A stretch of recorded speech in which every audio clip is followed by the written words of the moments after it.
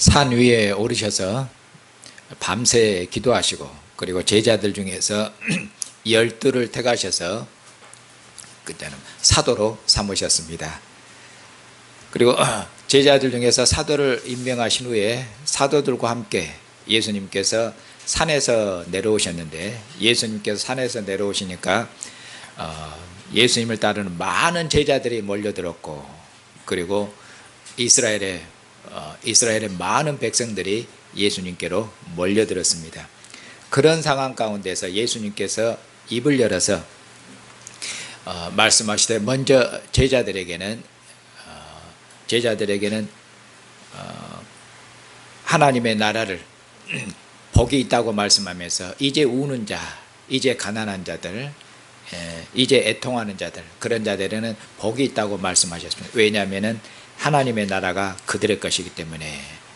있잖아요. 하나님 나라의 왕이 오셔서 하나님 나라를 위해서 모든 것을 빼앗기고 하나님 나라를 위해서 슬피 울고 애통하는 자들, 그런 자들에게 주님께서 하나님의 나라를 선물로 주셨습니다. 그리고 나서 이제 하나님의 나라를, 다른 말로 하면 메시아의 나라를, 하나님의 나라를 선물로 받았기 때문에 그 다음에는 이제 주님께서 어떻게 하나님 나라를 선물로 받은 하나님의 백성으로, 메시아의 백성으로 살 것인가, 그것을 주님께서 말씀하십니다. 오늘 말씀도 지난 시간에 말씀한 것과 이어서 어떻게 하나님 나라 백성으로 어떻게 살 것인지, 그처럼 메시아 백성의 삶에 대해서 주님께서 교훈하시고 권면하시고 또 경고하시는 그런 내용으로 되어 있는 게 오늘 말씀입니다.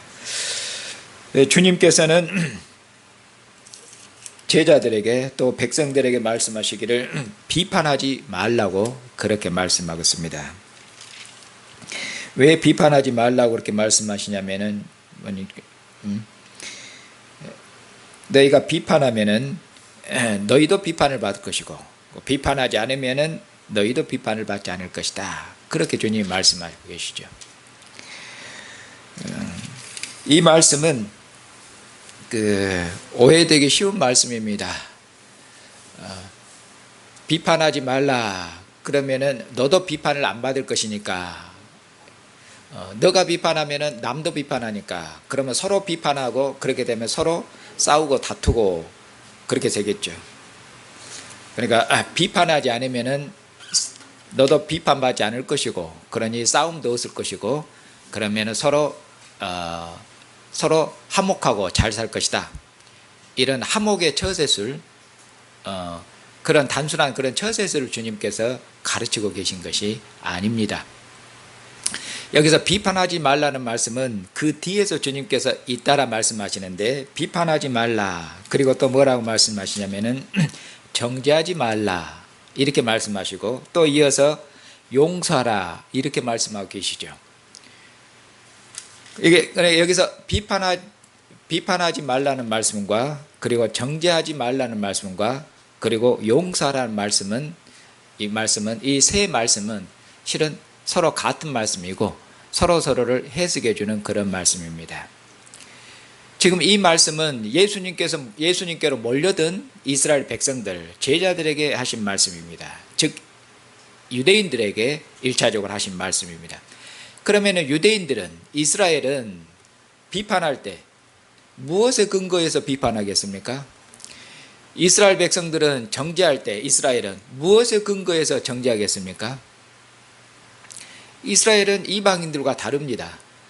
그들은 판단할 때, 비판할 때, 판단할 때, 비판에는 당연히 판단이 들어있는 것이죠. 그들이 무엇에 근거해서 판단하고, 무엇에 근거해서 정죄하고, 무엇에 근거해서, 그리고 그를 용서하지 않으니까 벌 주는 것이죠. 용서하지니까 벌 주죠. 그럼 그들이 무엇에 근거해서 이렇게 하겠습니까? 이스라엘 백성은 당연히 율법입니다. 당연히 율법이죠. 율법에 의해서 판단합니다. 그리고 율법에 의해서 판단하고, 그리고 율법에 비춰보니까 잘못했습니다. 그러면 율법에 의해서 어떻게 해야 되겠습니까? 당연히 율법에 의해서 정죄해야 됩니다. 그리고 율법에 의해서 잘못했으니까 정죄할 뿐만 아니라 율법을 따라서 그 사람 어떻게 해야 되겠습니까? 당연히 벌 줘야 되죠. 용서하면 안 됩니다. 당연히 주님께서 지금 율법을 따라서 형제를 판단하고 재판하고 그리고 율법에 의해서 형제를 벌주고 그러지 말라고 지금 그렇게 말씀하고 있습니다. 만약 그렇게 하면은 그는 모세 율법에 속한 자들이고 그러죠. 모세 율법에 속한 그런 옛시대에 속한 자고 율법은 하나님께서 이스라엘의 어린아이 때 주신 것이거든요. 그리고 모세 율법은 어린아이 법이며 율법은 정죄의 법이며 심판의 법입니다. 그러니까 주님께서 하나님 나라를 선물로 받았는가 그러면은 모세 백성으로 그렇게 살아서는 안 되고 이제는 메시아의 백성이 됐으니까 메시아의 백성으로 살아야 됩니다. 그렇게 주님께서 말씀하고 있는 것입니다. 그러니까 율법에 의해서 형제를 판단하거나 재판하지 말고 율법에 의해서 형제를 정죄하지 말고 그러면은 하나님께서 그를 어떻게 하시겠다고 말씀합니까? 네가 율법으로 형제를 판단하면은 너도 하나님께서 율법으로 너를 판단할 것이다 이렇게 말씀하고 있죠. 네가 율법으로 형제를 정죄하면은 너도 하나님께서 율법으로 너를 정죄할 것이다 이렇게 말씀하고 있죠.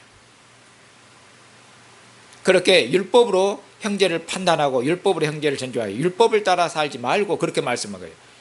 주님이 주시는 법 어떤 법입니까? 천국을 선물로 받은 하나님의 선물을 받은 메시아의 백성으로서 이 메시아의 백성들은 하나님으로부터 자비를 입고 하나님으로부터 용서함을 입은 백성입니다. 정죄하는 율법을 따라 사는 것이 아니라 주님의 하나님으로부터 용서함을 받은 백성으로서 형제를 용서하고 형제를 사랑하는 그것이 주님의 법인데 그것이 하나님 나라의 새로운 법인데 그 법을 따라서 살라고 말씀하고 있는 것입니다. 이 말씀이 약간 추상적이면은 쉬운 예를 들어서 앞에 나온 얘기들 가운데서 적용을 하면은 예수님께서 죄인들과 함께 세리와 죄인들과 함께 식사하고 교제하셨죠. 그러면은 바리새인과 서기관들은 율법에 따라서 예수님 판단했습니다. 율법에 의하면은 죄인들하고 세리들하고 식사하면 안 됩니다. 죄인들하고 함께 식사하면 그는 불의한 자예요. 악한 자, 죄인들과 똑같습니다. 이렇게 바리새인과 서기관들은 율법을 따라서 예수님 판단하고 그리고 죄인들과 교제했으니 이는 죄인과 똑같은 자로 정죄하죠. 그리고 벌 줄 것입니다. 그러지 말라고 그렇게 말씀하고 있는 것입니다. 주님께서.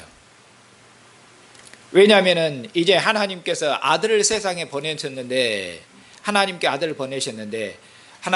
범죄한 이스라엘 하나님 앞에 범죄해서 아들이 오시기까지 이방의 권세 아래에서 억눌리고 압제받는 백성 귀신의 권세 아래 사로잡힌 백성들 하나님께서 그 백성들을 구원하시고 그 백성들을 하나님께서 용서하시려고 하나님께서 그처럼 하나님께 아들을 보내셨습니다. 하나님께서 아들 안에서 하나님의 긍휼과 용서와 사랑과 자비를 베푸시려고 했는데 그것이 하나님의 아들이 선포하신 하나님 나라의 복음이고 그것이 바로 주님이 세우시는 하나님의 나라 메시아의 나라입니다. 그렇기 때문에 너희가 메시아의 나라를 백성이 되었는가 하나님의 용서와 하나님의 사랑을 입었는가 그러면은 율법으로 형제를 판단하거나 정죄해서는 안 되고 하나님께서 용서하신 것처럼 죄인을 용서하신 것처럼 하나님의 사랑으로 그렇게 형제를 대하고 그렇게 말씀하고 있죠. 용서할 뿐만 아니라 뒤에 보면 주라고 말씀하고 있죠. 형제에게 주라고 그것이 곧 사랑을 나타내라 그 말씀이죠. 형제를 용서할 것과 잘못한 형제를 용서해야 됩니다. 왜? 하나님으로부터 용서를 입었기 때문에 그리고 하나님의 사랑을 그처럼 나타내라고 그런 의미로 주라고 그렇게 말씀하고 그리고 주님께서 이처럼 형제를 용서하고 형제에 대한 사랑을 나타낼 것을 주님께서 격려하시기 위해서 그 다음에는 주님께서 말씀을 아주 후하게 하십니다. 어떻게 주님께서 후하게 하시냐면은 38절에 주어라 그렇게 말씀하죠. 그리하면은 너희에게 줄 것인데 곧 후히 되어 누르고 흔들어 넘치도록 하여 너희에게 안겨주리라. 옛날 그 쌀 같은 거 줄 때 쌀을 잴 때 대에다가 이렇게 담아가지고 주죠. 그때 대에다가 쌀을 담을 때 거기서 꾹꾹 누르면 아주 많이 들어가죠. 이런 것처럼 예수님께서 형제에게 사랑으로 주어라. 그러면 하나님께서 아주 후히 풍성하게 꾹꾹 아주 눌러서 넘치도록 네 품에다가 안겨주리라. 이렇게 주님께서 격려하시고 계신 거죠. 격려하시고. 그렇게 해서 형제에 대해서 사랑을 풍성히 나타낼 것을, 형제의 잘못한 형제를 용서할 것을 그렇게 말씀하고 있는 것입니다. 그리고 39절부터 이제 42절까지에서는 맹인 비유를 들고 있습니다. 야, 맹인이 맹인을 인도하면 어떻게 되냐? 둘 다 빠지지 않느냐? 그렇게 말씀하시죠. 이 말씀을 하시고 나서 그 다음에 주님께서 뭐라고 그 다음에 주의를 주시냐면은 어찌하여 형제의 눈 속에 있는 자기 눈에 있는 들보는 모르면서, 우리 요새 젊은 우리 청년들은 들보가 뭔지 모르죠. 들보는 자기 눈에 있는 들보는 모르고 형제의 눈 속에 있는 티는 보고 그 티를 빼라고 그러느냐. 들보는 몰라도 여기서 보면은 들보는 큰 거 그렇게 생각하시면 티는 작은 거. 그러니까 형제 눈 속에 있는 조그마한 티는 그것은 잘 봐요. 그리고는 자기 눈에 있는 큰 것은 못 본다 그러면, 그러니까 이 사람이 눈이 좋은 사람입니까? 눈이 밝은 나쁜 사람입니까? 눈이 나쁜 사람이죠. 왜냐하면은 큰 것도 못 보는데 작은 것은 자기 눈 속에 있는 큰 것은 못 보고 남게 있는 거 작은 것은 잘 본 사람이잖아요. 이런 사람을 지금 주님께서 맹인이다면은 그 말이에요. 그러니까 자기 허물은 못 보고 형제의 허물, 형제가 잘못한 거, 그런 데는 아주 박사입니다.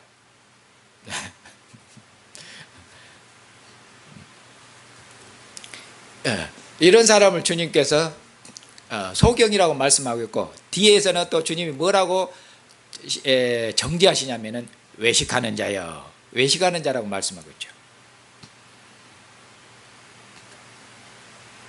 42절 끝부분 좀 보시면은 외식하는 자여, 먼저 네 눈 속에서 들보를 빼라. 그 후에야 네가 바퀴 보고 형제의 눈 속에 있는 티를 빼리라. 이렇게 말씀하겠죠.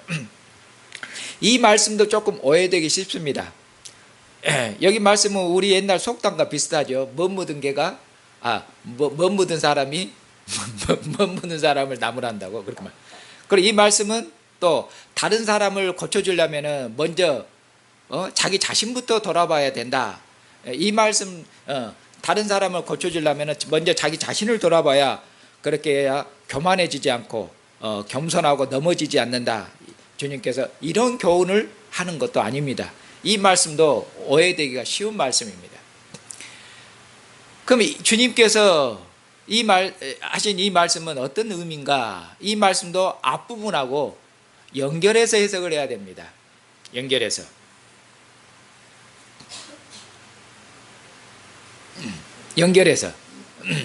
그러니까 여기 보면은 앞에서 주님께서 율법을 따라서 형제를 판단하고 정죄하고 그리고 그를 벌 주면은 그게 뭐라고 그랬습니까? 그는 어린아이로 사는 것이고, 그거예요. 뒤에서 말하기는 그는 악한 자입니다. 그러니까 여기 보면은, 여기서 그러면은 외식하는 자, 즉 자기 눈에 있는 들보는 못 보면서 형제의 눈 속에 있는 거, 티는 자꾸 그걸 보고, 티는 잘 봐요. 여기서도 볼 때 이스라엘 백성들은 형제의 눈 속에 있는 티를 볼 때 뭐에 근거해서 보겠습니까? 당연히 율법에 근거해서 보죠. 그러니까 여기서도 외식하는 자는 누군가? 율법을 따라서 판단하는 자, 율법을 따라서 형제를 봅니다. 율법을 따라서 형제를 보고 율법을 따라서 형제를 판단하고, 이런 자가 외식하는 자입니다. 그렇게 해서 앞부분하고 연결해서 해석해야 됩니다. 앞부분하고 연결 해석 아니면 이 말씀이 아주 오해되기 쉽습니다. 다른 사람 잘못을 보게 되면 너 자신부터 먼저 돌아봐라. 좋은 말씀이죠, 예수님께.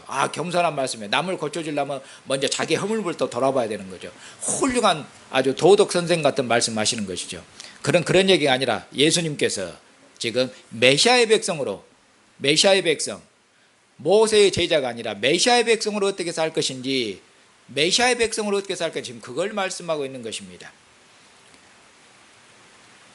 그래서 모세 율법을 따라서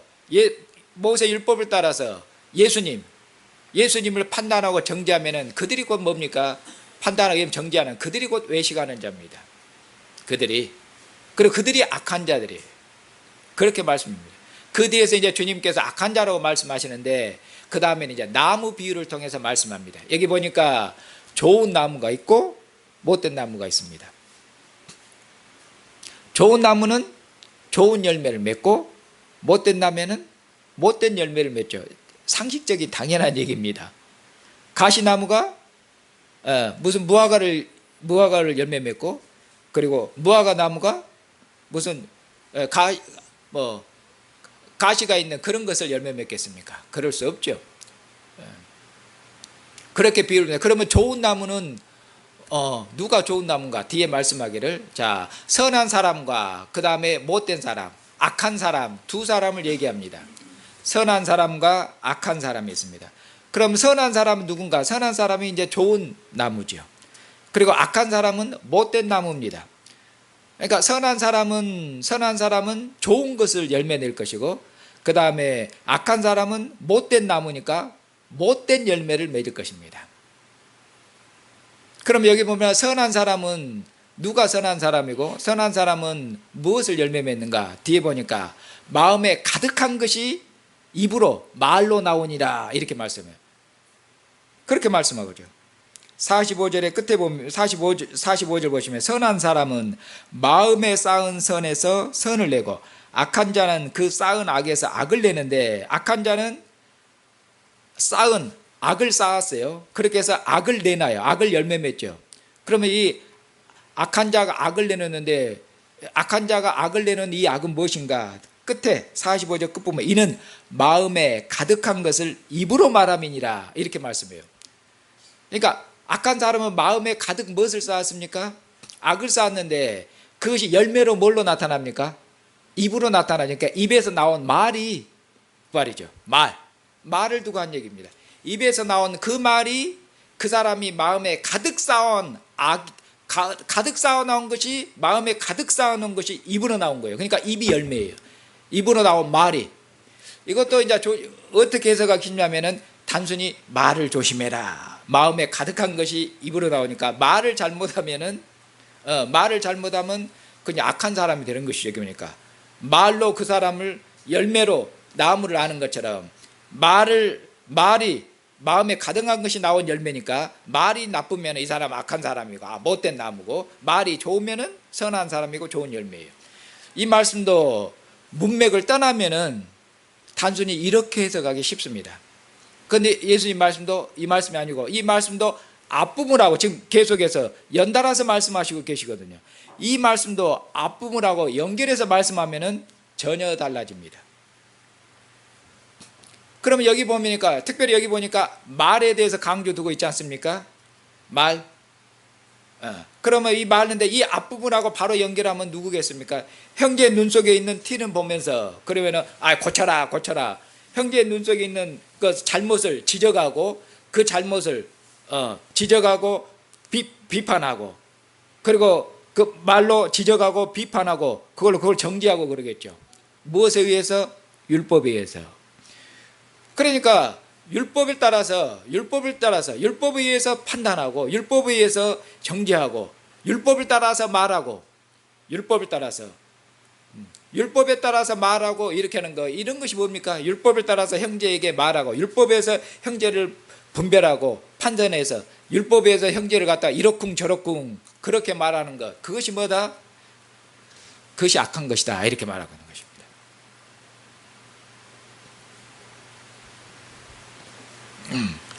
이 말씀도 얼른 이해가 되기 쉽지 않죠. 예. 쉬운 예를 들면은 그냥 여러분 이해하기 쉽습니다. 하나님께서 모세에게 주신 율법은 어린아이 법이라고 말씀을 드렸습니다. 그리고 율법은 판단의 법이고, 율법은 정죄의 법이라고 말씀했습니다. 그래서 마치 이것은 부모가 어린 자녀들에게 뭐뭐 하지 말라고 얘기하면은 그 부모의 말씀을 따라서 형제끼리 어쩝니까? 어린아이였을 때는 야, 부모가 텔레비전 틀지 말고 오늘은 부모한테 너 몇 시간만 보고 텔레비전 1시간 보고 게임 1시간만 하고 공부하라겠잖아요. 예, 뭐 이 말씀 아버지께서 나가실 때 이 말씀을 주고 가셨어요. 그러면 이제 형제들끼리 있을 때 어린아이 때 형제들끼리 있을 때 형제들이 어쩝니까? 이제 아버지가 1시간만 텔레비전 보는데 형이 1시간 넘어 들려보고 그러면 형 그러면 안 돼. 당연히 그러죠. 그리고 공부하라겠는데 아버지 말씀에 근거해서 어린아이 때는 판단하고 그렇게 합니다. 판단하고 그리고 형 잘못했어. 형 잘못했다고 그렇게 할 거예요. 그거죠. 그리고 아버지 오면 어떻게 합니까? 그걸로 일러 바쳐야 돼요. 재판해야 돼요. 아버지가 말씀하고 가셨는데 아버지 안 계셨을 때 형이 이러쿵 저러쿵 했다고 아버지 말대로 안 살았다고 그래서 아버지한테 이제 벌 받죠. 이것이 모세 율법이며 어린아이 법입니다. 그런데 다 큰 뒤로도 이제 예수님이 오심으로 새로운 시대가 도래했고 새로운 나라가 왔습니다. 모세 율법은 땅에 속한 나라에 주신 것이면은 주님이 주신 교훈과 말씀은 하늘에 속한 신령한 나라, 신령한 백성에 주신 말씀인데 어른들에게 주신 소위 말하는 말씀인데 이 말입니다. 이제 형제들이 다 컸습니다. 형제들이 다 컸는데 부모가 뭐 말씀했는데 보니까 동생이 아직도 철이 안 들었는가 부모 말씀도 안 살아요. 그러니까 이제 부모 말씀대로 형님이 이제 이야기하고는 그 다음에 형님이 부모 앞에 가서 부모 만나서 동생이 이러이러하더라고 다 일러 바치면은 그것은 소위 말 일러 바치니까 율법이 오면 어쩝니까? 아무 잘못이 없죠. 그러나 악한 형입니다. 오히려 어떻게 해야 됩니까? 다 크면은 어렸을 때는 형님하고 동생이 부모 오시기 잘못했잖아요. 그러면은 형도 잘못했고 나도 잘못했으니까 형님 우리 아버지한테 이야기했다가 둘 다 맞으니까 우리 둘이 그냥 쌤쌤하고 서로 용서합시다. 형 이렇게 서로 용서했다가는 어쩝니까? 나중에 아버지한테 알면은 둘 다 혼납니다. 잘못했는데 둘 다 서로 용서하면 안 돼요. 애기들이기 때문에. 그러니까 여기서도 주님께서 용서라고 말씀하겠죠. 모세의 율법 때는 서로 용서하면 안 되고 율법으로 재판하고 율법으로 감독하고 잘못하면 그들이 서로 용서할 수 없습니다. 재판장이 그것을 선언하고 재판장이 용서해야 되는지 끼리끼리 용서는 없습니다. 그거는 안 됩니다. 왜? 그것이 모세 율법 시대 어린아이 시대다 그 말입니다. 그러나 다 큰 뒤로는 동생이 잘못했으면은 부모께서 혹시나 동생이 잘못한다 알까봐 동생이 잘못한 것을 허물이 가족에게 아무도 못 알도록 그렇게 하고 동생의 허물을 형님이 용서하고 짊어질 수 있도록 부모의 귀에 안 들어가도록. 왜? 동생의 허물이 들어가면 부모가 부끄러운 거예요. 동생의 허물이 내 허물이에요. 동생이 형님한테 잘못했으면 아버지한테 갖다 일러 바치는 형이 훌륭한 형이 아니라 동생이 잘못했으면 형님이 용서해야 돼요. 왜? 이제는 컸으니까. 새로운 시대가 도래했으니까. 지금 주님이 말씀하신 게 그것입니다. 그러니까 용서라고 말씀하고 있는 것이에요. 용서라고. 용서하지 않으면 실은 악하다 그 말입니다. 율법으로 계속 율법으로 판단하고 율법으로 이야기하고 살고 있으니까 그것이 악한 영이다 그 말입니다. 그래서 율법과는 전혀 다른 천국 백성으로 하나님 나라 백성으로 사는 새로운 시대의 삶을 그처럼 주님께서 제자들에게 이스라엘 백성들에게 교훈하시고 말씀하고 계시는 것입니다. 그래야 주님의 말씀이 단순한 윤리가 아니고 단순히 좋은 말씀이 아니고 주님께서 이제 가져오신 그리고 선물로 주신 메시아 나라의 백성들, 메시아 나라의 윤리, 메시아 나라 백성의 삶, 이 나라의 삶, 메시아 백성으로 어떻게 살 것인지 그런 것을 말씀하는 얘기가 되는 것입니다. 그리고 주님께서 이제 마지막으로 이제 경고하시죠. 주님께서 집 짓는 두 사람 얘기를 합니다. 두 사람. 한 사람은 주초 위에 집을 지었고 한 사람은 주초 없이 집을 지었습니다. 그런데 그 보니까 탕류가 일고 물이 창이라니까 주초 없이 지은 집은 싹 무너져 버리고 파괴돼 버리죠, 집이. 그러나 주초 위에다 세운 집은 탕류가 일어도, 그리고 물이 창이라도 흔들리지 않냐고, 물이 그 집이 넘어지지 않냐고 든든합니다. 그러면 여기 보니까 주초 위에 집을 세워야 되겠다 이 말씀하죠. 그럼 누가 주초 위에 집을 세우냐가, 주님 말씀하기를 내 말을 듣고 행하는 자는, 내 말을 듣고 행하는 자는 주초 위에, 어떤 의미로 반석 위에 든든히 집을 세운 자요, 내 말을 듣고도 주님의 교훈, 주님의 가르침을 듣고도 행하지 아니하는 자는 어떤 자입니까? 행하지 않는 자는 그것은 모래 위에, 흙 위에 집을 지은 자라서, 흙 위에 집을 자라서 그 탕류가 일면은 집이 싹 무너지고 파괴될 것이다. 주님께서 주님이 말씀하신 것을, 주님이 지금 말씀하시고 제자들의 교훈하시는 이 말씀을 어떻게 하라는 말씀입니까? 이 말씀을 마음에 새겨둬야 됩니다. 이 주님의 말씀, 이 주님의 교훈을 듣고도 한쪽 귀로 듣고 한쪽 귀로 흘리면은 그는 무너질 것이에요. 흙 위에 집을 지은 것처럼 어떤 의미로 그는 주님 오셨을 때 주님의 나라에 들어가지 못할 것이라고 주님께서 경고하고 계신 것이죠. 그러면은 내 말을 듣고 행하는 자인데, 주님이 내 말을 듣고, 그러면 주님이 하신 주님의 말씀은 무엇입니까? 주님이 가르치는 교훈은 무엇입니까? 그것은 주님께서 6장 하나님의 나라를 선물로 주시고 나서 그 이후부터 하신 말씀이 됩니다. 27절을 보시면은 27절을 보시면은 그러나 너희 듣는 자에게 내가 이르노니, 이렇게 말씀하시잖아요. 듣는 자에게 내가 이르노니, 듣는 자들에게 주님께서 이르시잖아요. 말씀하시고 교훈하시잖아요. 그러니까 그들은 이제 주님의 말씀을 들었죠. 그리고 7장 1절을 보셔도, 7장 1절을 보시면은 예수께서 모든 말씀을 백성에게 들려주시기를 마치신 후에 이렇게 말씀하고 있잖아요. 그러니까 그 사이에 끼어있는 주님의 말씀, 주님의 교훈이 주님이 하신 말씀입니다. 주님이 하신 말씀은 요약하면 두 가지입니다. 어쩌면 원수를 사랑해라, 이 말씀이죠. 원수를 사랑하고 악한 자에게도 어떻게 해라? 선을 베풀어라. 왜? 하나님 아버지께서 의인이나 불의한 자를 다, 하나님께서 의로운 자나 불의한 자에게 하나님이 골고루 햇빛과 비를 주시고, 하나님의 배은망덕한 자, 은혜를 모르는 자, 악한 자죠. 악한 자들에게도 하나님께서 비를 주시고 햇빛을 주신다. 하나님께서 자비하시다. 하나님이 악한 자에게도 하나님이 은혜와 사랑을 베푼 것처럼 하나님 아버지를 닮아서 너희가 하나님의 자녀가 되었으니 아버지를 본받아라. 아버지를 그렇게 해서 악한 자에게까지라도, 불의한 자에게까지라도 선과 사랑을 나타내라. 이것이 하신 주님의 첫 번째 말씀이죠.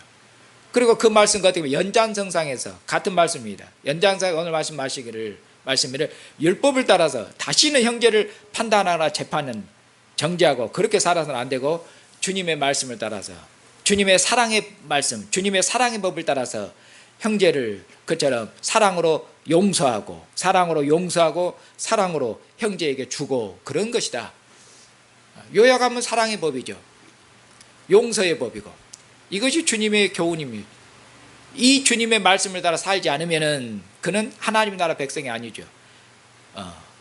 그는 모세의 법을 따라 사는 거고, 그리고 이방인들의 그처럼 법을 따라서 이방인들의 정신을 따라 사는 것 때문에 그는 하나님 나라 백성이 아니고, 그리고 하나님 나라 백성으로 안 살고 있기 때문에 주님 오시면은 그는 주님의 나라에 들어가지를 못할 것이라고 어떤 의미로 경고하고 계신다고 말씀하고 있죠. 마지막에 주님이 신신당부하고 계시죠. 내 말을 듣고 꼭 행해라. 내 말을 듣고 명심해라. 마음에 새겨라. 명심해라. 한쪽 귀로 듣고 흘리지 말아라. 그랬다가는 죽는다. 주님이 심하게 경고하고 계신 것이죠.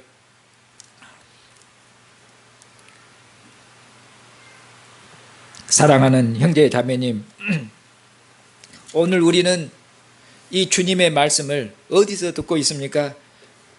주님의 말씀을 주님의 상에서 듣고 있습니다. 주님의 상에서. 우리 주님은 어떤 분입니까? 이 말씀을 하신 주님은, 우리가 죄인 되고 원수 되었을 때, 우리는 이방인들이었고, 이방인들이었기 때문에, 이방인들은 하나님도 없고 언약도 없기 때문에 이방인들은 죄인들입니다. 이방인들은 불의한 자들이야. 우리들은 우상의 권세 아래 있었고 귀신을 섬겼고, 그처럼 우리는 죄의 종으로 살았습니다. 우리는 하나님 앞에 원수들이었습니다. 그런데 하나님께서 아들을 세상에 보내셨는데, 하나님께 아들을 세상에 보내신 것은 하나님께서 우리의 죄를 용서하시려 보내신 것입니다. 이스라엘의 죄뿐만 아니라 이방인이었던 우리들의 죄까지 용서하시려고 하나님께 아들을 보내. 그러니 하나님의 아들은 세상에 보냄을 받은 하나님의 우리의 선물입니다. 하나님의 아들 안에서 하나님께 우리 죄를 용서하셨습니다. 하나님께서 아들 안에서 우리의 죄를 용서하셨습니다. 하나님의 용서를 입게 하셨습니다. 하나님께서 우리 죄를 용서하셨을 뿐만 아니라 우리로 아들 안에서 우리를 함께, 하나님께서 우리를 살리시고 우리를 함께 하나님 보좌 우편에 앉게 하셔서 아들과 함께 왕 노릇하고 아들과 함께 제사장 노릇할 수 있도록 하나님께서 우리를 존귀케 하셨습니다. 하나님께서 아들 안에서 이처럼 크신 사랑과 크신 궁의를 베푸셔서, 크신 자비를 베푸셔서 우리로 하나님의 큰 용서를 입었을 뿐만 아니라 아들 안에서 이처럼 하나님 보호자 옆에서 함께 왕노라 제사할 수 있도록 권세 있는 하나님의 자녀 될 수 있도록 하나님이 그처럼 우리를 존귀케 하시고 복을 주셨습니다. 이처럼 우리가 죄인 됐을 때 우리를 사랑하셔서 우리 죄를 위해서 친히 자신의 살과 피를, 자신의 생명을, 자신의 목숨을 주신 주님께서 오늘도 저와 여러분을 주님의 상 앞으로 부르셔서 이것은 내 살이니 이것은 내 피니 먹고 마시라고 말씀하셔서 우리를 주님의 사랑으로, 이것은 내 살이니 너희를 위해서 주는 내 살이며 너희를 위해서 흘리는 내 피다. 나를 먹고 마시는 자는 영원히 죽지 아니하리라. 영원한 생명을 우리에게 주시고 영원한 생명의 교제로 오늘도 우리를 부르셨습니다. 그런데 부름받은 주님의 상 앞으로 부름받은 우리는 여전히 오늘도 우리들도 온전치 못하고 여전히 주님 앞에도 보면은 주님 앞에 죄송하고 부끄러운 것이 많습니다.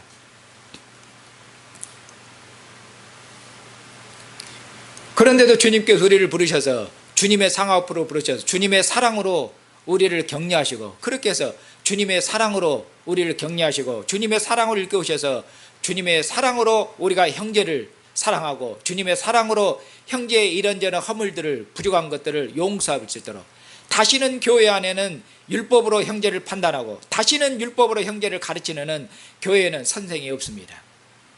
다시는 율법으로 형제를 재판하고 율법으로 형제를 그처럼 정죄하는, 율법으로 형제를 판단하고 정죄하는 것은 그것이 곧 재판관인데 그것은 자기를 높이는 것이에요. 교회에는 다시는 율법의 재판관이나 율법의 선생이 없습니다. 주님께서 죽으심을 통해서 주님께서 옛 율법을 폐하셨기 때문에 그렇습니다. 주님께서 옛 율법, 정죄 율법을 주님께서 생명의 법으로, 사랑의 법으로 주님께서 다 바꾸셨기 때문에 그렇습니다. 그렇기 때문에 다시는 형제를 율법으로 다 판단하고 정죄해서는 되는 것이 아니고, 형제의 이런저런 허물과 부족함을 보면은 주님의 사랑으로 용서하고 감사하고 주님의 사랑을 풍성히 나타내서, 그처럼 사도 바울께서도 갈라디아서 말한 것처럼 서로의 허물과 부족함이 있으면은 서로 사랑으로 서로의 연약함, 부족한 것들을 짊어지고, 그렇게 해서 그리스도의 법, 사랑의 법을 성취하라고 주님께서 그렇게 말씀하십니다. 이 주님의 사랑의 말씀, 이 주님의 사랑의 격려로 여러분들의 마음과 믿음을 새롭게 하셔서 주님 오실 때까지 우리들은 주님 오실 때까지 우리가 지금 함께 주님의 나라를 이루고 있는 형제 자매들은 흠이 없고 점도 없는 천사들이 아닙니다. 부족함이 많고 허물이 많습니다. 수가 적은 교회일수록 허물이 잘 보입니다. 수가 적으니까 허물이 잘 보이고 잘못이 잘 보입니다. 그럴 때마다 그것을 갖다 율법으로 형제를 판단하고, 형제 그처럼 조그마한 티, 형제의 작은 잘못에 그런데 눈이 밝은 그런 자가 돼서는 안 되고, 형제의 잘못에 대해서는 오히려 둔해야 되고 사랑으로 감싸고 그것을 포용하고, 그렇게 해야만 우리가 주님이 용서하신 그러는 주님이 용서하시고 사랑하시는 온전한 사랑의 공동체를 우리가 이룰 수 있기 때문에 그렇습니다. 주님 오시는 그날까지 사랑에 있어서 지치지 아니하고 사랑으로 형제와 자매를 끝없이 용서하시고 이 사랑으로 형제와 자매를 끝없이 포용하시고 그리고 사랑으로 끝없이 형제에게 사랑을 공급하고 사랑을 베풀어서 주님 오시는 그날까지 온전한 사랑의 공동체 이룰 뿐만 아니라 주님 오셨을 때 잘하고 착하였도다 충성된 내 그처럼 백성 내 종이라고 주님께서 칭찬받고 주님 오셨을 때 주님의 나라에 다 들어가시는 귀한 형제와 자매들이 되시기를 바랍니다.